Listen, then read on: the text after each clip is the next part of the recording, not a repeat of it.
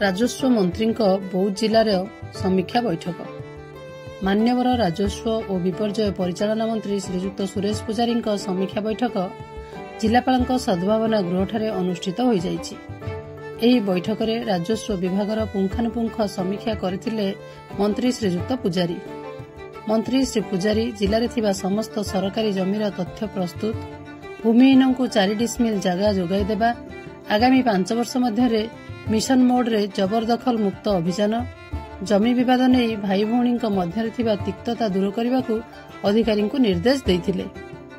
एथिसहित forest right act सर्वे करबा, school मानकु upgradation कराजिबा और RL act mutation case, प्रधानमंत्री आवास योजना रे प्रकृत हिताधिकारी को चिन्हट, प्रभावशाली व्यक्ति ठारू जबरदखल जमी उच्छेद प्रक्रिया आरंभ कराजाउ बोली दृढ़ोक्ति प्रकाश करथिले।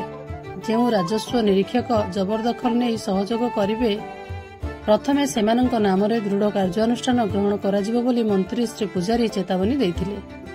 जेउ मानकर 4 डिसमिल रु कम जमी थिबो सेमानंकु भूमिहीन कुहाजिबो और सेमानंकु वसुंधरा योजना रे शामिल करी भूमि जोगाई देबाकू निर्देश देथिले।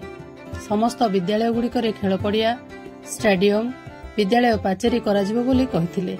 एहा सह 5 वर्ष मध्यरे केतेक व्यक्ति को पट्टा प्रदान करा जायछि ताहार तदंत कराजिबाकू कहिथिले। जागा मिशन जरिया रे केते व्यक्ति को जमी प्रदान करा जायछि ताहार तदंत तुरंत करबा सह बेआईन भावे जागा हातेइथिबा व्यक्ति विरोध में कार्यानुष्ठान ग्रहण करबाकू निर्देश देथिले। आत्मसंतोष ठारू बड़ आशीर्वाद किछि नाही, एणु समस्ते निज निज लक्ष्य स्थल रे पहुंचबाकू ठीक भावे काम करबा पई परामर्श देथिले।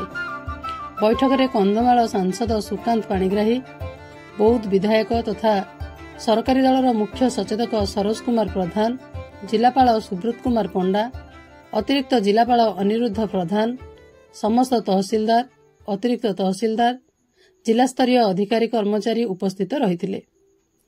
अतिरिक्त सचिव board of revenue Saroj Kumar Sahu बैठक आरंभ में समस्त को स्वागत करथिबा बेले उपजिलापाल प्रवीण कुमार बाणुआ समस्त को धन्यवाद प्रदान करथिले।